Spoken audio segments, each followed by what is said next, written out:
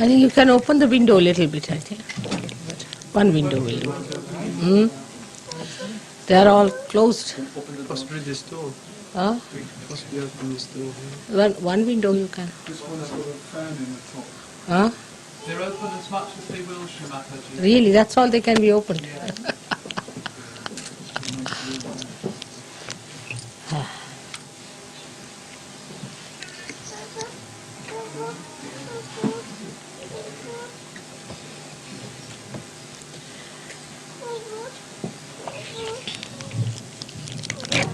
They have all arrived, so we'll wait for 2 minutes for them.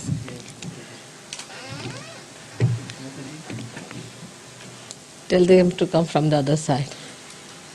Can somebody go and tell?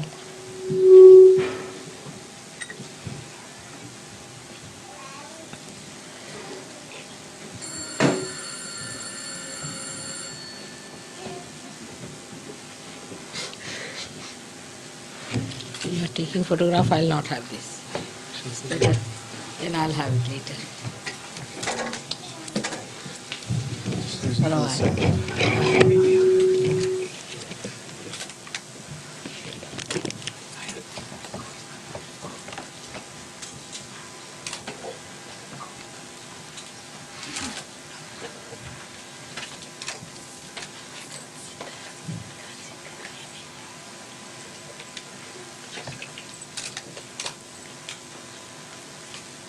You must take the right angle and right time. I find some people take exactly the wrong angle and the wrong time. Yes. Where you get the vibration. That's the point. You must click.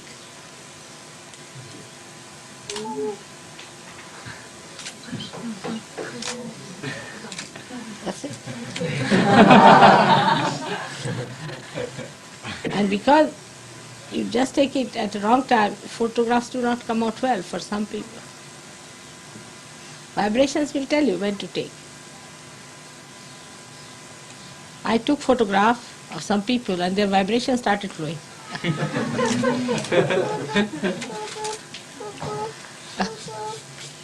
It's so related. Oh, come along, we've been waiting for you.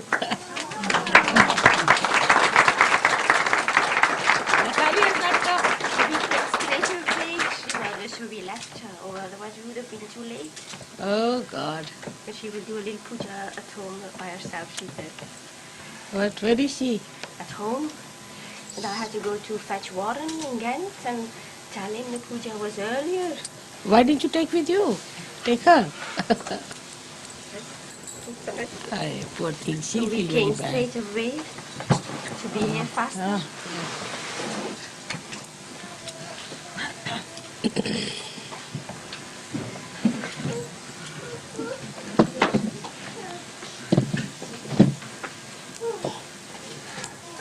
Now the people from Brussels and from Ghent and from Holland should come forward.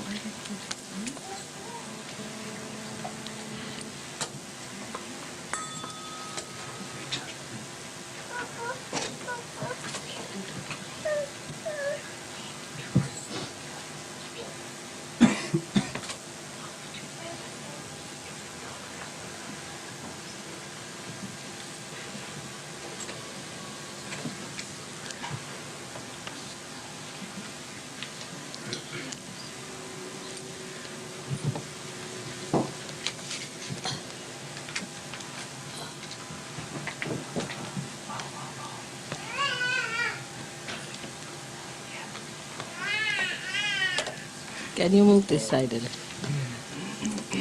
So she can sit there.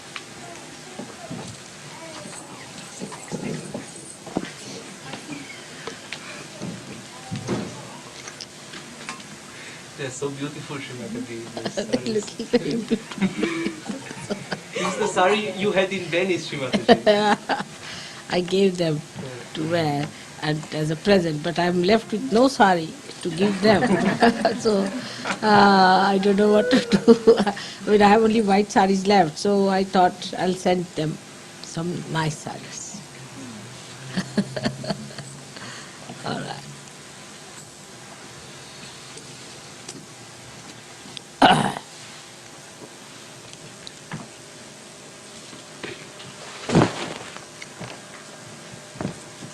you want to take photograph now. See, the thing is, in between you should not. Just a minute, she's taking. You must take the photograph at a particular time. See, now, say, supposing I'm talking, that time you should not. Or I'm treating somebody, then you should not.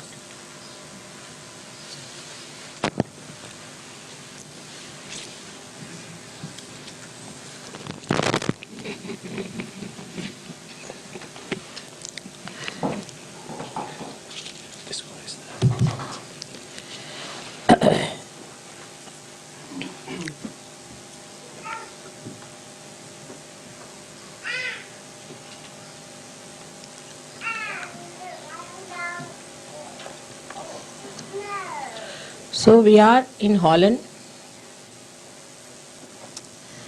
which is the holy land of Europe. And the holy land of Europe has got lots of water in it flowing. It's at a lower level than the Mother Earth.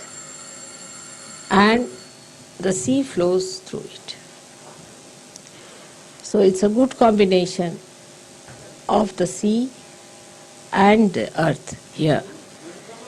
So sea cleanses and the Mother Earth blesses the people of Holland. But if they have lost their moorings and they are flying in the wrong direction, then the same holy land can become a hell land. So we have to be very careful to see that we create more and more Sahajogis in this place. In my reading of the character of the Western people, I find they are extremely aggressive by nature and very egoistical on the whole. One should not feel that I am saying about you, but I am saying you are Sahajogis, you belong to the kingdom of God, but I am telling about in general now. While I am talking, keep your eyes open. I don't know why people close their eyes. I can't understand. Now, when we are in the Holy Land, we find that the Mother Earth has allowed the sea to flow in. And it's a very good place for me to say something to you.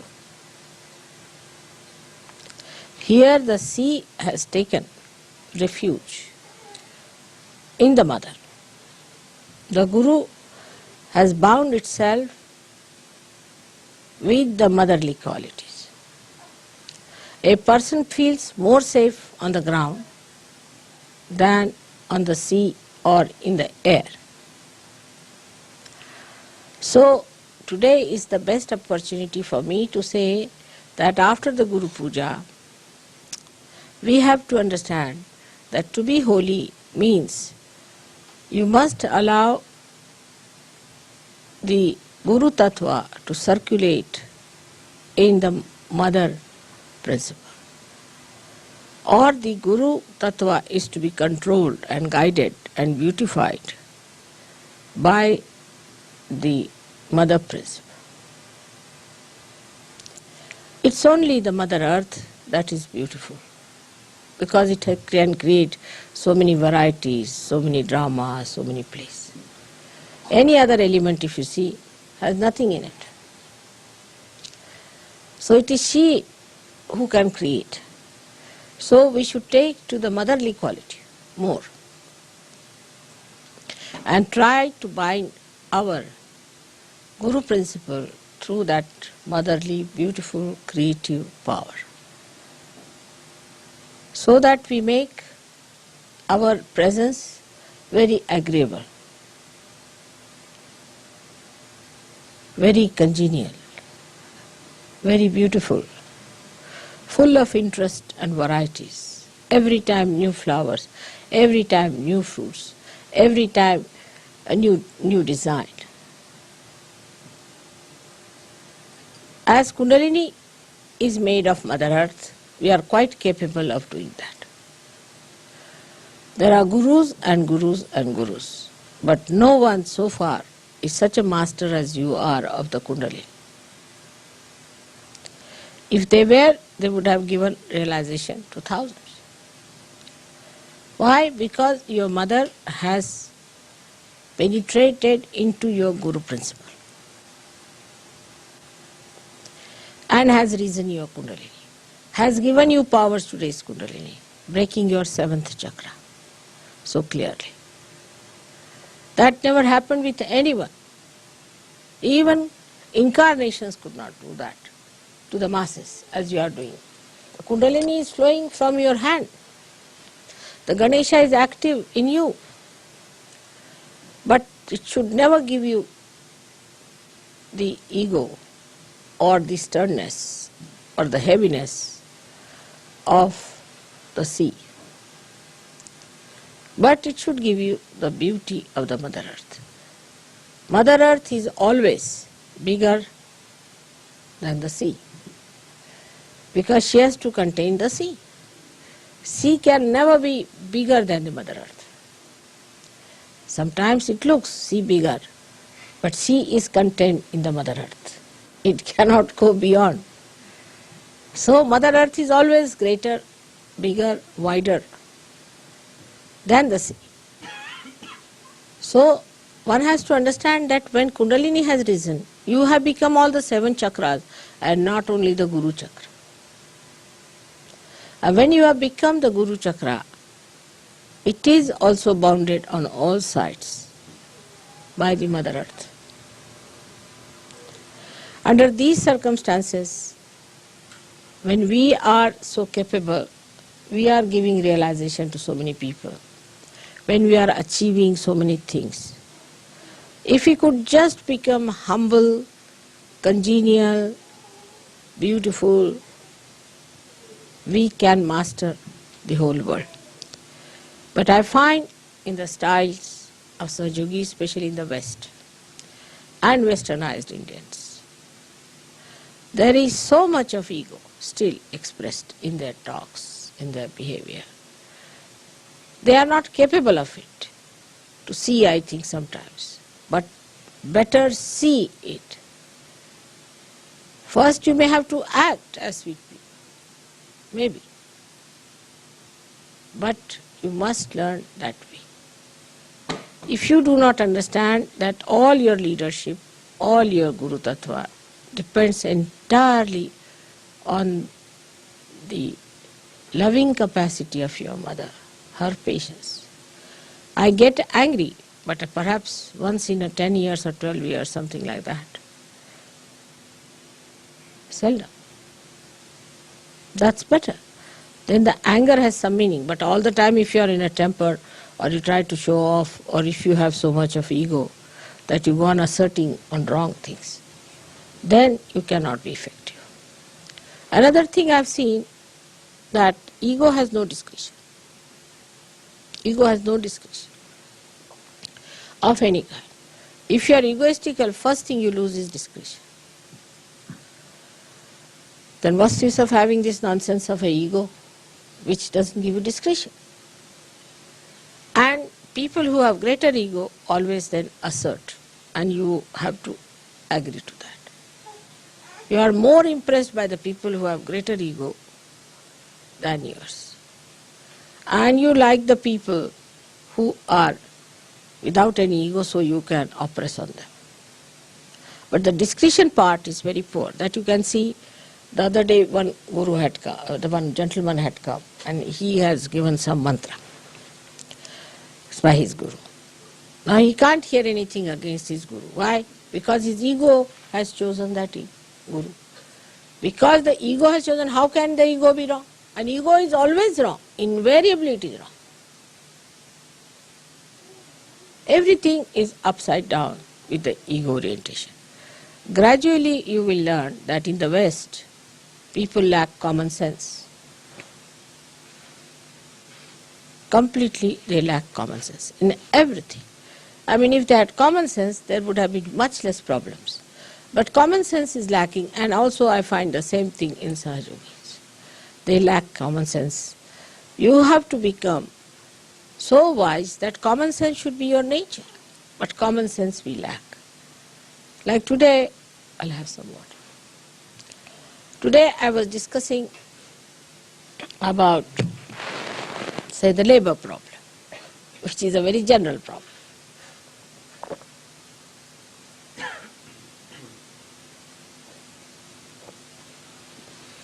Thank you. Which is a very general problem. You have a labor problem. For example, you have unemployment. Now the whole system that is built in here, and we too have adopted some of it, but not to that extent, of working hours is very absurd. For example, supposing you get up at 4 o'clock. I mean, that's very big supposition, of course, but supposing we get up at 4 and we take our bath. Morning time is very peaceful. We can meditate. We can do what we like. Then we finish all the other work we have to do. Get yourself ready, have yourself ready, have your breakfast or tea or whatever you want to have. Then by 8 o'clock you are ready for work. Supposing you go at 8 o'clock for your work.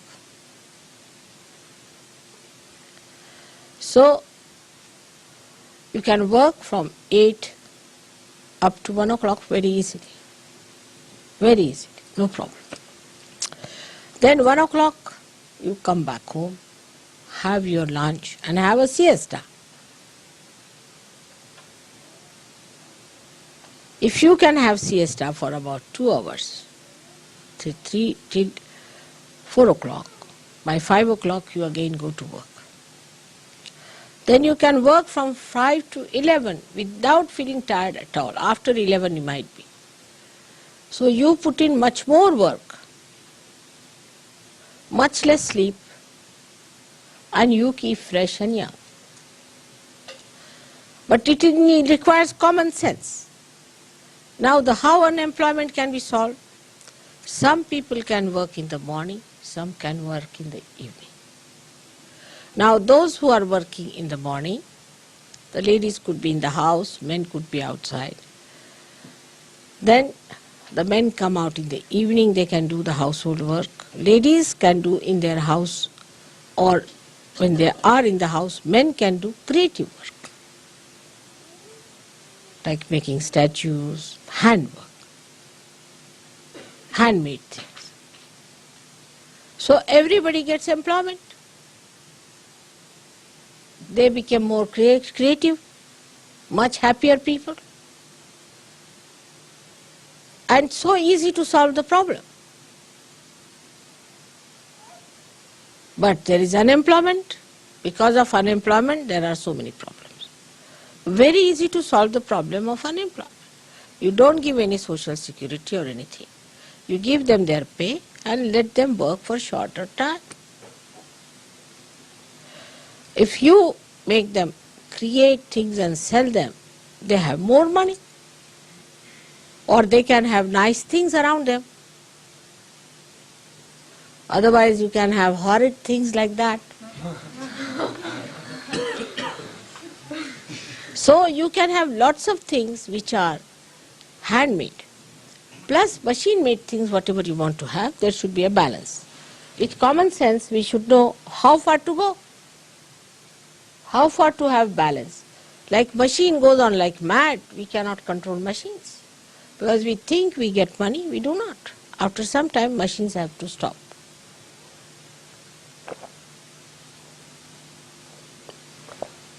So you have to go up to this. I am trying to put the Guru Tattva into the Mother Tattva.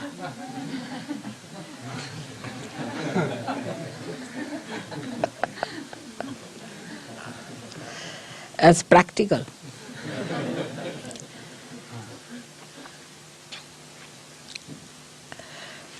So, common sense should be applied. And that can only come when there is no ego. With ego, there cannot be common sense. Because I like it, I do it. But this I is an ego who is blind, who is indiscreet, who is stupid. So ultimately we do stupid things. There should be common sense, which one can learn by getting rid of this. Now, people say, Mother, how to get rid of ego? It's very simple. You have to move left to the right 108 times in Sahaja Yoga. You have to forgive people in Sahaja Yoga. And you can watch yourself. First of all, see, do you watch others or you watch yourself, first of all. Like there was a lady traveling with me, very old lady. And she said, this man is handsome, this man is not handsome, this woman is good looking, she is pretty. That I was looking at her, I said, this mad woman, she will go really crazy by the time we get down. She goes on looking into every person, judging everyone, who is handsome, who is not. And everybody whom she called handsome, I found him ugly. So I gave up. I said, you better decide. I never tried these things. Then, that man is not good, he is very hot-tempered, he is this thing, he is that, he talks like that, he walks like that, he shouldn't look like that. Worried about other people. You tell them anything, they'll go on shaking their neck like this. Oh, how could you do it? But you do it yourself. If they have to say yes, they'll do it 10 times. Yes, yes, yes, yes, yes. If they have to say no, they'll go on saying no, no, no, no. There's no common sense. Why to move your neck so many times? See, if somebody is saying that, you need not react all the time. So this is another thing, internal reaction. First is external. Seeing everyone, judging everyone. Oh, I don't like this station, this is too much dusty, this bathroom is not good, that room is not good, that thing is not good, like that. As if you are the Queen of England. Even that could be even more than that, because she is not even allowed to choose her dress. Parliament has to decide.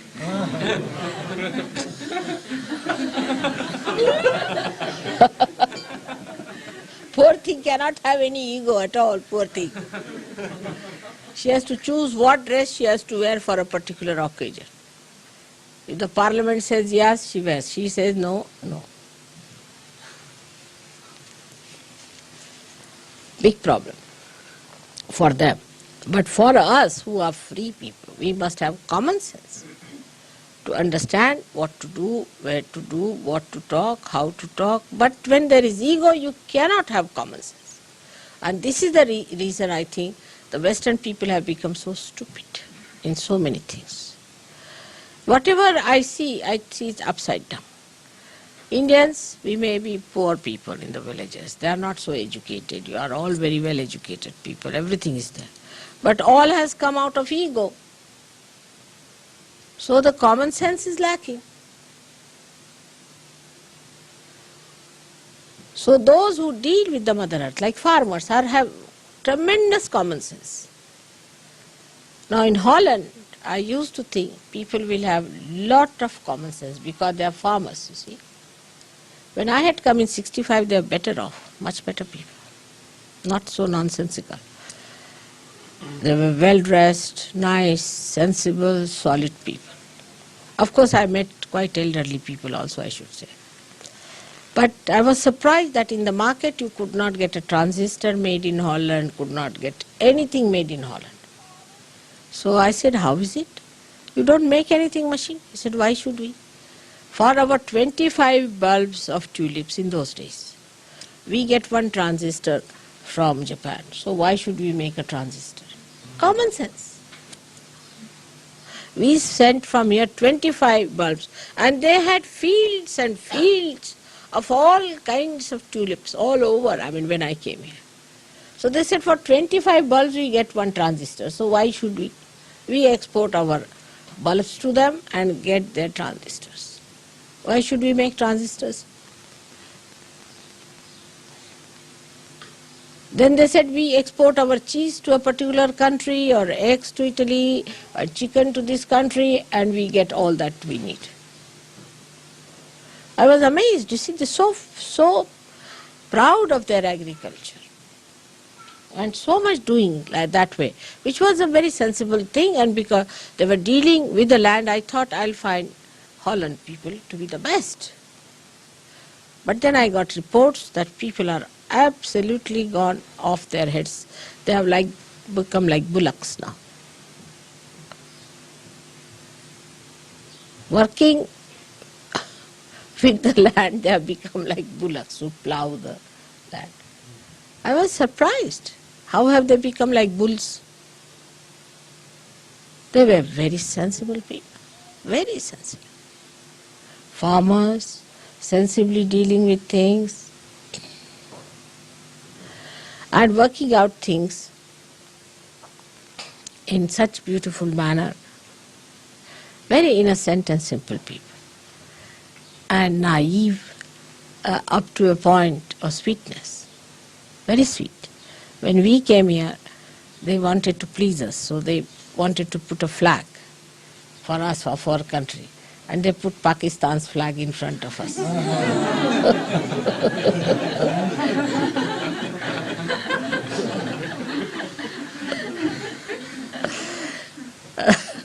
So I was very happy to see that.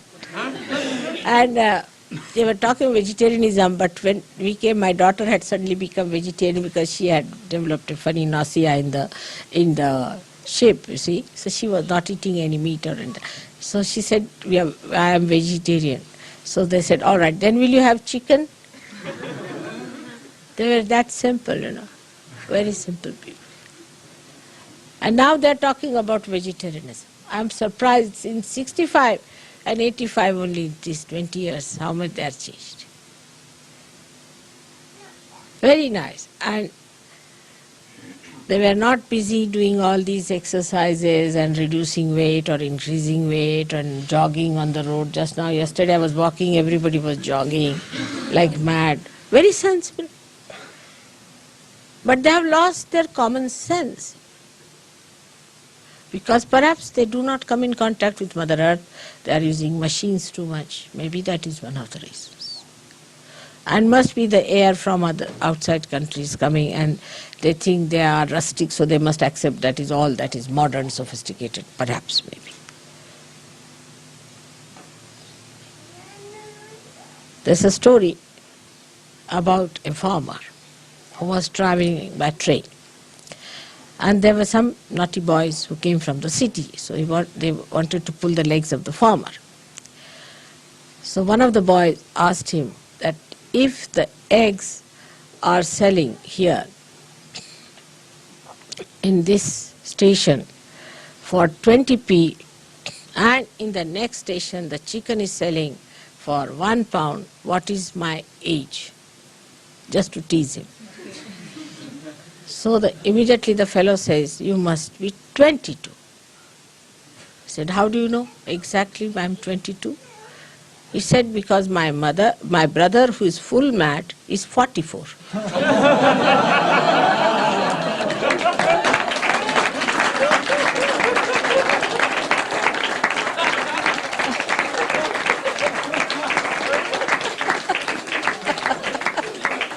You see, they are so practical, so brass, you see, as you call in American level, brass tacks. You see, they know what is it. He looked at him and he said, 22?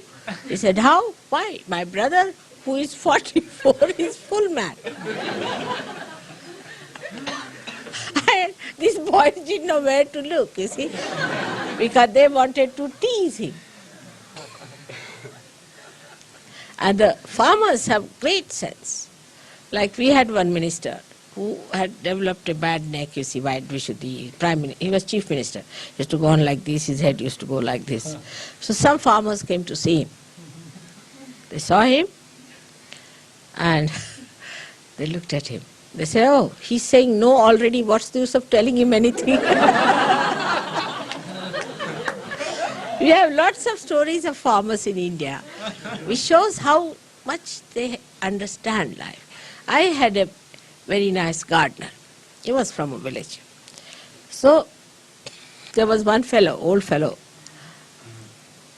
another gardener. He says, no use talking to this old fellow. I said, why?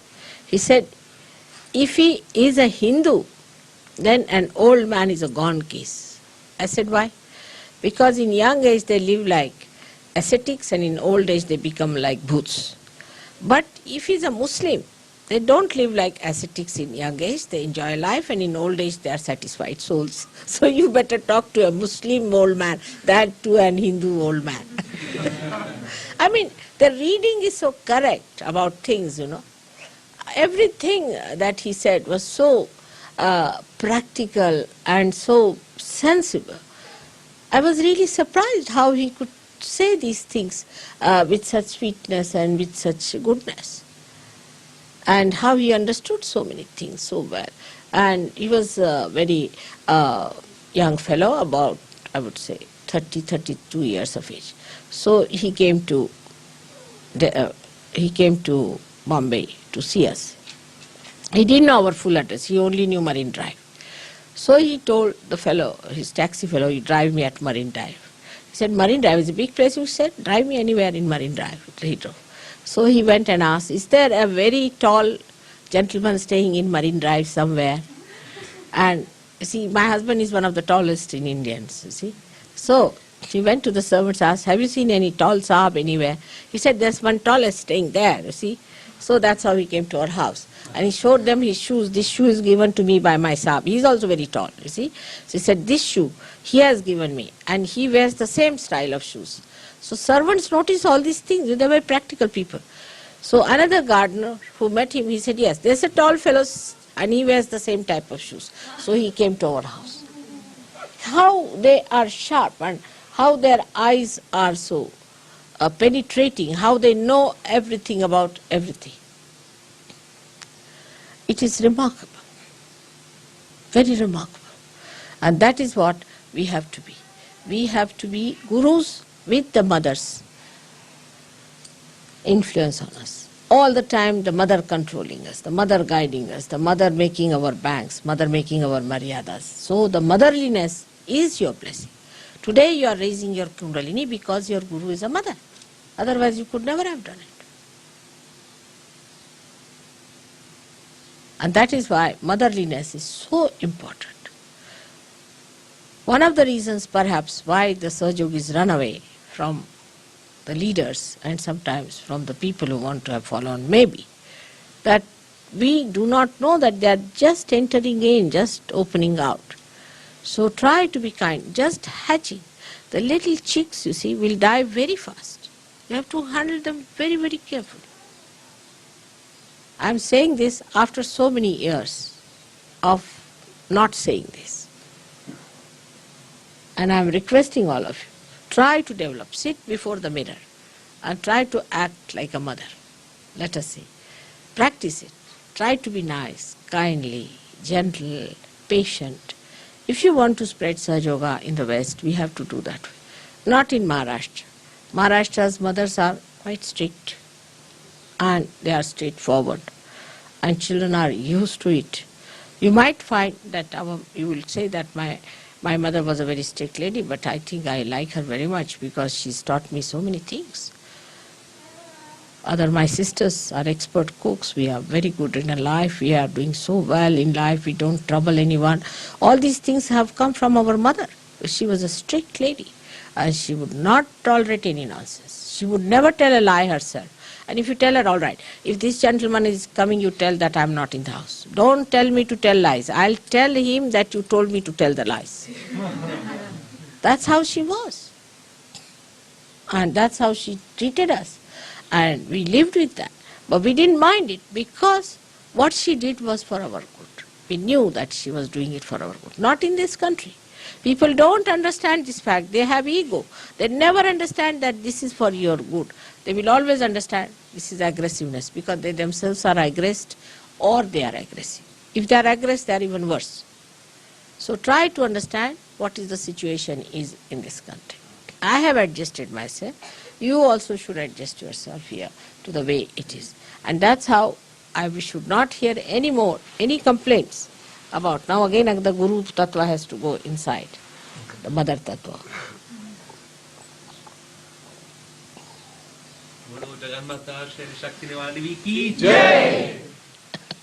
So next time I will not have any complaints, but they should all say, "Oh Mother, what a nice man, he's so kind, he's so gentle, so very sweet."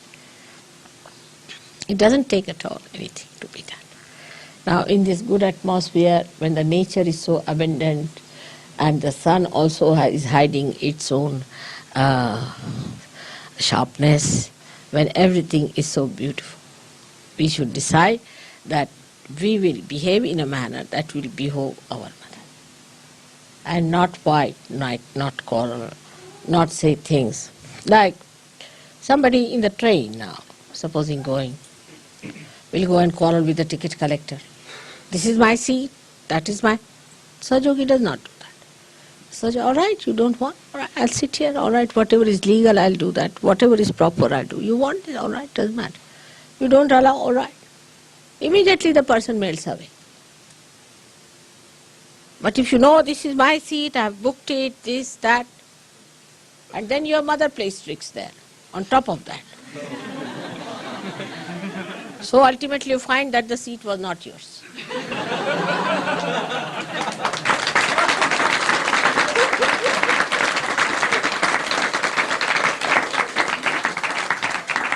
And you feel very upset about it. How a Sahaja Yogi is insulted.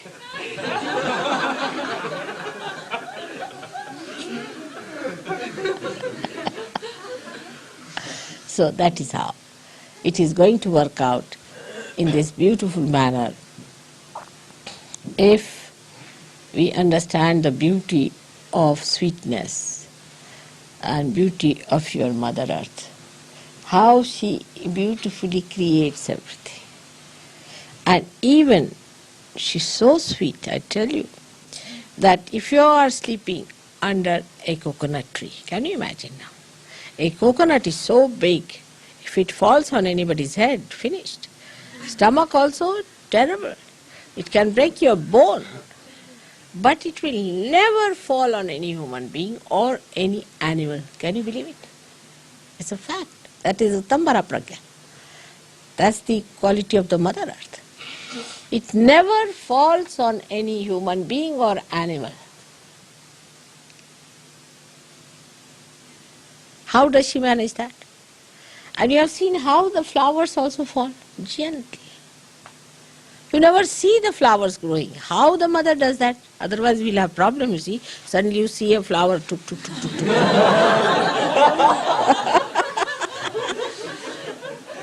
So she slowly does it, and suddenly,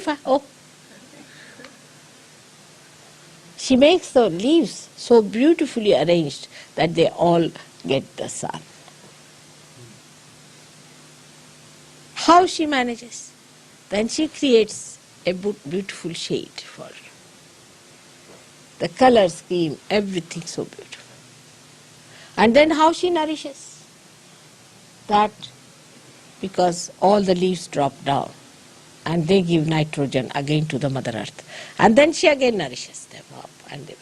But the leaves have to fall down if the sun has to come to the Mother Earth. It's all her doing. But she does it so beautifully that we are not even aware of what she is doing to us. We don't know. If you notice it, one thing about the Mother Earth's beauty that she creates and how sweetly she does it, you will say that even 1/1000th of that if we have, we could be somewhere already ruling in the kingdom of heaven. This is what it is. So, as you have got your Kundalini, you must develop that sweetness within you in such a manner that people see you and think that you are great mothers. But as you know, in the West, the mothers are so horrible. The women are so dominating that people do not have a proper image of a mother also. Women are extremely dominating. Women must learn to dominate. It's so easy. A bull can dominate anybody. But can they be like Mother Earth, which can bear up all kinds of troubles, all kinds of problems? Can we do that way? Especially that's why I request women of this country to develop those beautiful qualities and not of domination. Domination, it doesn't behove a woman. It doesn't look nice on her. It's like a bull she's wearing as a diamond piece around her neck. It's not beautifying. So we must give up that idea of dominating or trying to oppress the husband. He says something, we say no. To children we say no. To everyone we try to dominate. That's not our character. Even I think Roosevelt once said that, of course he must have met real Indian women, that an Indian woman, she is like a magnolia in an Indian forest. Of course here the magnolias are useless, but in Indian forest, even one flower in the forest, it is hidden, you can't see it. But you can smell it. The whole forest is fragrant. You can't see it anywhere, it's hidden in one flower. You can know this magnolia. And this is the greatest quality, because love is the most attractive thing in this world. Why do you hang around me?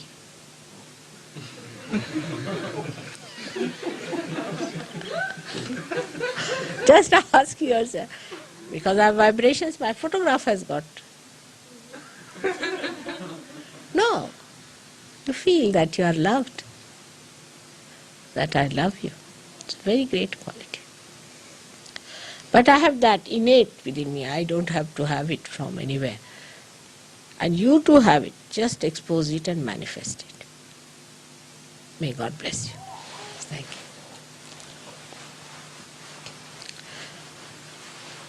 So today we should do actually the pujan of the Bhumi. Would be better idea. We'll do the Ganesha's pujan and then you worship me as the Mother Earth, as the Ratambhara Pragya, which we have not done so far, being the Holy Land. Alright? And we have to thank all these Sahajogis who are so few here, who have arranged all this and have done such good work.